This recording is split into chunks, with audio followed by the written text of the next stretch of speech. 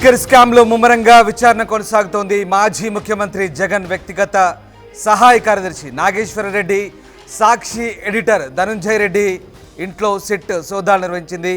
ఉదయం 7 గంటల నుంచి 11 గంటల 20 నిమిషాల వరకు సోదాలు నిర్వహించారు. లిక్కర్ స్కామ్లో ధనుంజయ్ రెడ్డి, కృష్ణమోహన్ రెడ్డి, గోవిందప్ప ముందస్తు బెయిల్ పిటిషన్ కోసం చేసుకున్నటువంటి దరఖాస్తును ఏపీ హైకోర్టు డిస్మిస్ చేసింది. బెయిల్ డిస్మిస్ చేయడంతో నిందితుల కోసం ప్రస్తుతం పోలీసులు గాలిస్తున్న పరిస్థితి కనబడుతోంది. ఇప్పటికీ ఏపీ లిక్కర్ స్కామ్ సంబంధించి ముమ్మర దర్యాప్తు కొనసాగుతుంది. దీనికి సంబంధించి ప్రభుత్వం చాలా ప్రతిష్టాత్మకంగా ఈ లిక్కర్ స్కామ్ సంబంధించినటువంటి వ్యవహారాన్ని దర్యాప్తుకు ఆదేశించిన పరిస్థితి కనబడుతోంది.